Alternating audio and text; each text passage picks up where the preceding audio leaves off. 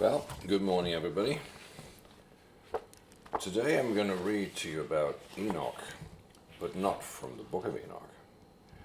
I'm going to read to you one of the most extensive accounts about Enoch himself. It was actually written in the old Hebrew book of Jasher, and which I included in my book Jasher Insights, Book 1. This is taken from chapter 3. Now I'll read the original text and I'll read a few of the comments I've made in the book as well. So, chapter 3 verse 1. And Enoch lived 65 years and he begat Methuselah. And Enoch walked with God after having begot Methuselah, and he served the Lord and despised the evil ways of men.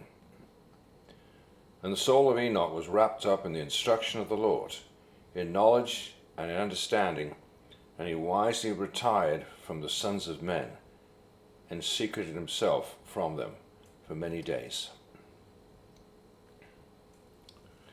Verse 3. And it was at the expiration of many years, whilst he was serving the Lord, and praying before him in his house, that an angel of the Lord called to him from heaven, and he said, Here am I. He said, Rise, go forth from thy house, and from the place where thou dost hide thyself, and appear to the sons of men, in order that thou mayest teach them the way in which they should go, and the work which they must accomplish to enter in the ways of God. And Enoch rose up according to the word of the Lord, and went forth from his house, from his place, from the chamber in which he was concealed. And he went to the sons of men, and taught them the ways of the Lord. At that time assembled the sons of men, and acquainted them with the instruction of the Lord. Verse 6. And he ordered it to be proclaimed in all places where the sons of men dwelt, saying, Where is the man who wishes to know the ways of the Lord, and good works? Let him come to Enoch. Verse 8. And the Spirit of God was upon Enoch, and he taught all men the wisdom of God and his ways. And the sons of men served the Lord all the days of Enoch, and it came to hear his wisdom. And all the kings of the sons of men, both first and last, together with their princes and judges, came to Enoch when they heard of his wisdom, and they bowed down to him. They also required of Enoch to reign over them, to which he consented. And they assembled in all 130 kings and princes, and they made Enoch king over them, sort of king of kings. And they were all under his power and command. And Enoch taught them wisdom, knowledge, and the ways of the Lord. And he made peace amongst them, and peace was throughout the earth during the life of Enoch. And Enoch reigned over the sons of men 243 years, and he did justice and righteousness with all his people, and led them in the ways of the Lord. And these are the generations of Enoch, and Methuselah, Elijah, Elimelech, the three sons. And his sisters were Melchah, Naamah. But Methuselah lived 87 years, and he begat Lamech.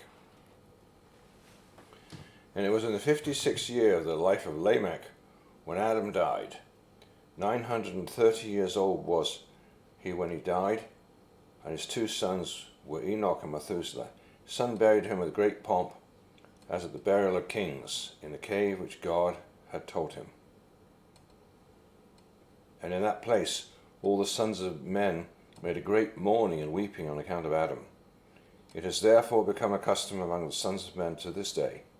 And Adam died because he ate of the tree of knowledge, he and his children after him, as the Lord God had spoken. Verse 17. It was in the year of Adam's death, which was the 243rd year of the reign of Enoch. In that time Enoch resolved to separate himself from the sons of men, and to secrete himself as at the first, in order to serve the Lord. And Enoch did so, but did not entirely secrete himself from them, but kept away from the sons of men 3 days, and then went to them for 1 day. And during the 3 days he was in his chamber, he praised the Lord his God, And the day on which he went and appeared to his subjects, he taught them the ways of the Lord, and all they asked him about the Lord, he told them. Verse 20. And he did in this manner for many years. And he afterward concealed himself for 6 days, and appeared to his people one day in 7, and after that once in a month, and then once in a year, until all the kings, princes, and sons of men sought for him, desired again to see the face of Enoch, to hear his word, but they could not. As all the sons of men were greatly afraid of Enoch, they feared to approach him on account of the godlike awe that was seated upon his countenance. Therefore no man could look at him, fearing he might be punished and die. Here's comment 11. They feared to approach him on account of the godlike awe that was seated upon his countenance. This is similar to the description of Moses when he came down from Mount Sinai with the 10 Commandments. Exodus 34:29. And it came to pass when Moses came down from Mount Sinai with the 2 tables of testimony in Moses' hand, when he came down from the mount, that Moses wist not that the skin of his face shone while he talked with them.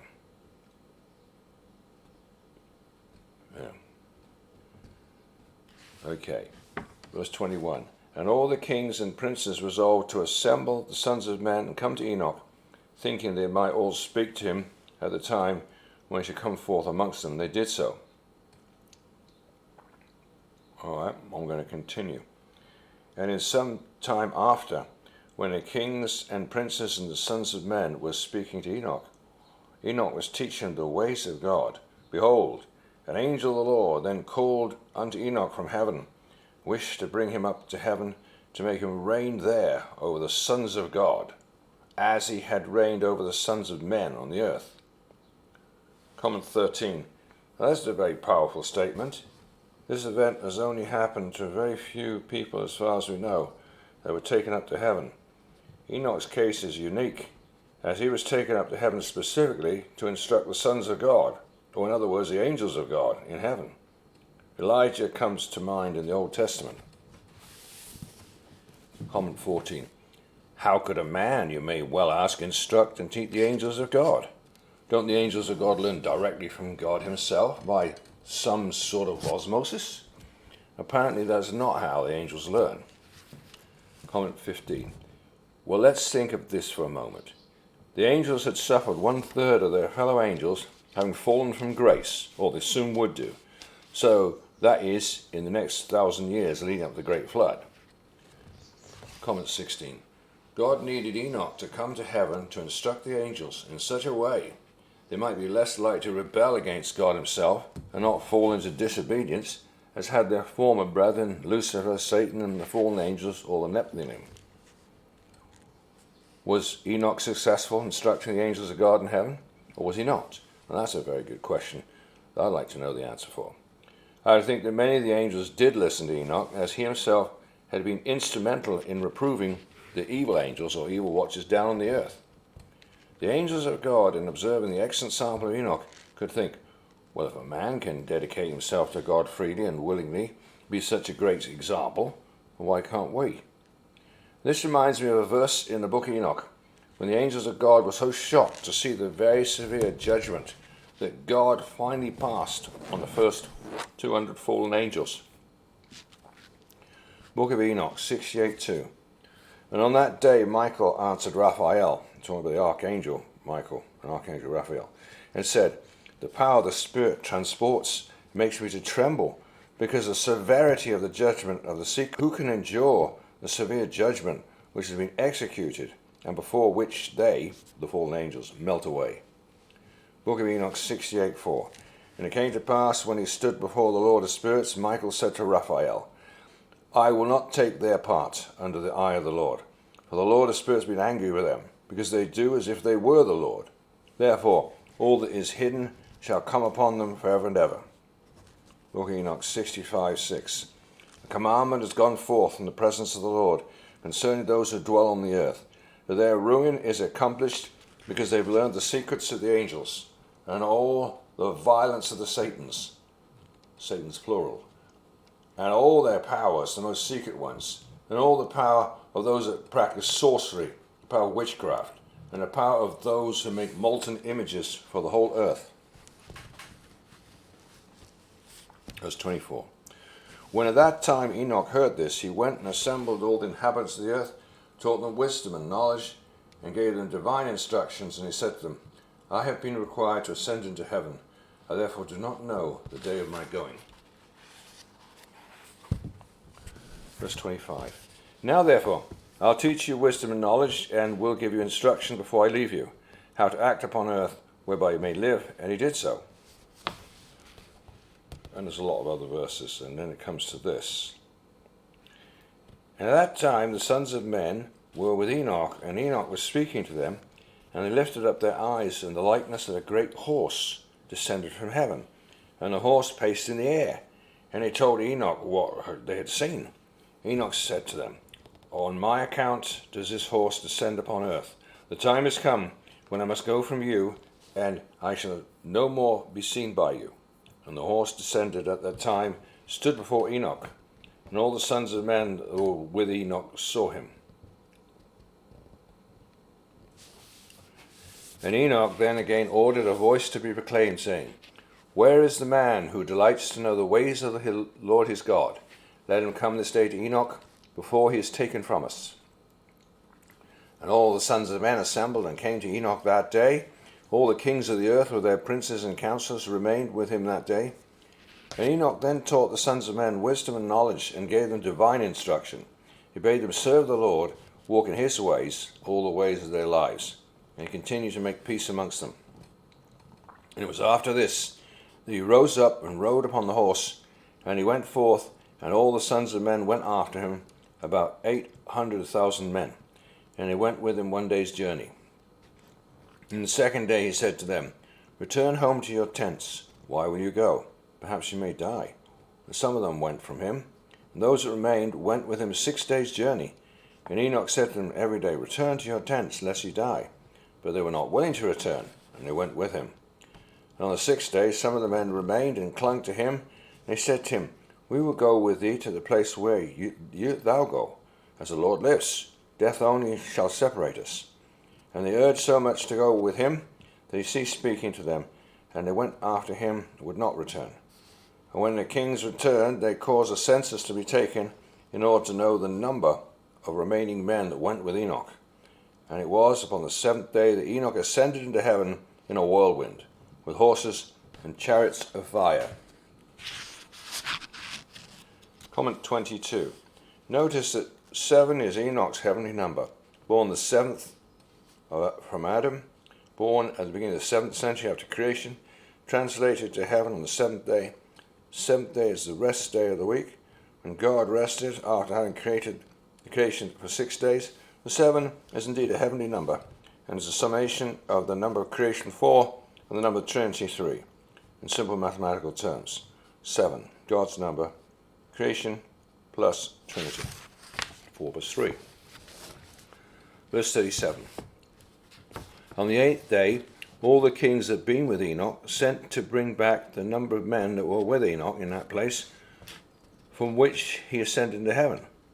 And all those kings went to the place, and they found the earth there filled with snow. And upon the snow, Come, let us break through the snow, and see perhaps the men that remained with Enoch are dead, and are now under the stones of snow. And they searched, but could not find him, for he had ascended into heaven. Well, that is the end of chapter 3 in this book of Jasher, in my book of Jasher Insights, book 1. Now I'm going to go to the next chapter, chapter 4. And in the days that Enoch lived upon the earth were 365 years. And when Enoch had ascended into heaven, all the kings of the earth arose and took Methuselah his son, and anointed him, and caused him to reign over them, in the place of his father. And Methuselah acted uprightly in the sight of God, as his father Enoch had taught him. He likewise, during the whole of his life, taught the sons of men wisdom, knowledge, and the fear of God. He did not turn from the good way, either to the right or the left. But in the latter days of Methuselah, the sons of men turned from the Lord. They corrupted the earth, they robbed and plundered each other, and they rebelled against God, and they transgressed, they corrupted their ways, and would not hearken to the voice of Methuselah, but rebelled against him. Comment 3. This gradual descent into madness, darkness, violence, and depravity was caused by the influence of the fallen watchers or fallen angels. Once God had removed Enoch from the earth, there was a great spiritual influence for good over the peoples of the earth to remain loyal to God. Then gradually the fallen angels were able to influence mankind more and more, until the point that within 200 years after the death of Enoch, mankind had totally rejected the ways of the Lord. The big question is, why did God take Enoch to heaven at a mere 365 years old, when everybody else lived to be 900? Like Methuselah, his son, who was the oldest living human being before the flood, ended up living to be 969 years old. Wouldn't that have caused the peoples on the earth to stay loyal if God had allowed Enoch to live like his son Methuselah to be over 900 years old? Why did Enoch go to heaven at such a young age, 365 years old? Wouldn't it have caused the peace on the earth to stay loyal to God if Enoch had stuck around? Then they wouldn't have been so easily led astray by the fallen angels and their offspring, the giants. Then maybe the great flood wouldn't have been necessary if humanity had remained tuned in to both Enoch and God. Well, of course, the answer is in one word: choice. God lets people see the good example, but then he also lets mankind be tempted by the evil in order to give them the majesty of choice to decide between himself, God, and Satan. And that's how it's always been ever since for mankind. Well, there's a lot more I talk about there in comments there. Anyway, mankind goes astray, and it says, and the Lord was exceedingly wroth against them. The Lord continued to destroy the seed in those days, so that was neither sowing nor reaping in the earth. Still the sons of men did not turn from their evil ways, and their hands were still extended to do evil in the sight of God. And they provoked the Lord with their evil ways, and the Lord was very wroth, and repented that he had made them. Genesis 6:6. He repented the Lord, he had made man on the earth, and it grieved him at his heart. And he thought to destroy and annihilate them, and he did so. In those days when Lamech the son of Methuselah was 160 years old, Seth the son of Adam died. And all the days of Seth lived were 912 years old. And there's a lot more in this book that's very interesting. Very interesting. Now it talks about Noah here, starts to talk about Noah.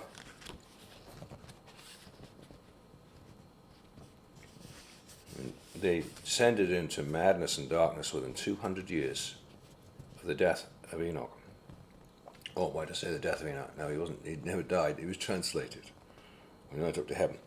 And every man made unto himself a god, and they robbed and plundered every man his neighbour, as well as his relative, and they corrupted the earth. And the earth was... And here's a very famous verse, verse 18.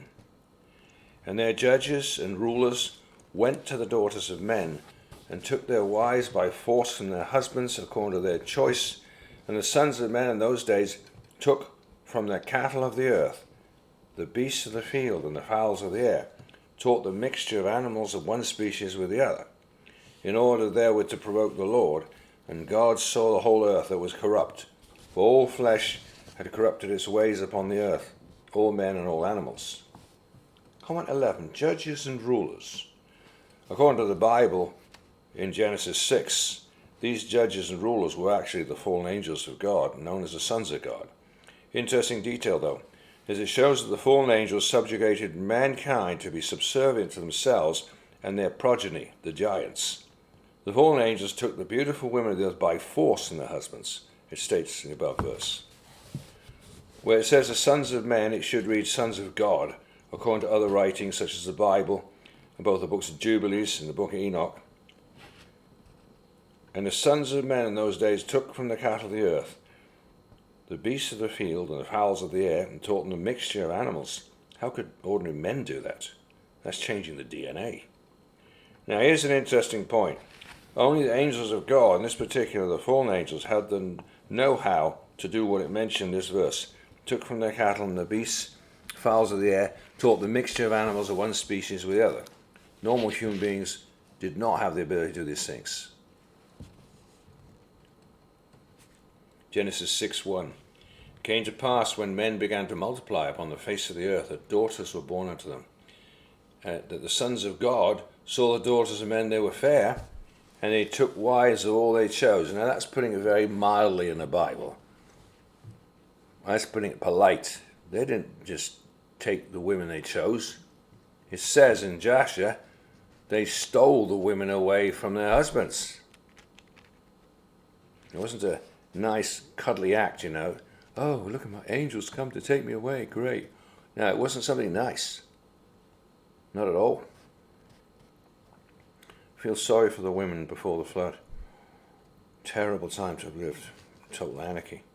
Lawlessness. So I'll just finish off here because it's already 21 minutes. Comment 14.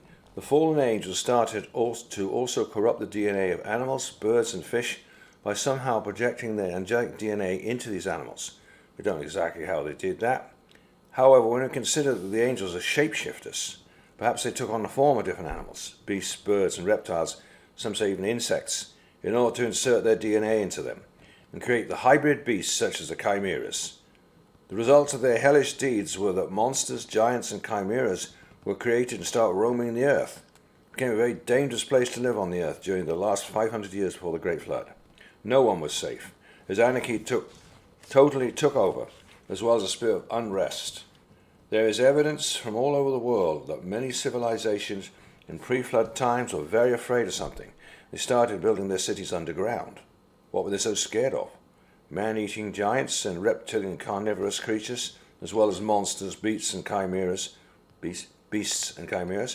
which had been originally created by the fallen angels' interference in God's original creation. See my book Enoch Insights for many more details on the subject of the fallen angels and their sons, the giants, and the resultant monsters and chimeras.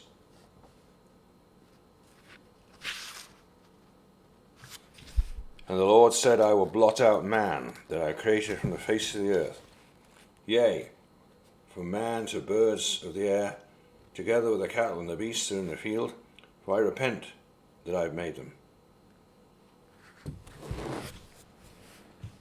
Well, I hope you enjoyed listening to that little snippet there from these two chapters. There's a lot more in these two chapters, a lot more comments, a lot more Bible verses, a lot more cross-references to other apocryphal books. I'll leave it for there in reading about Enoch in Jasher chapters 3 and 4. And it's Jasher Insights book 1.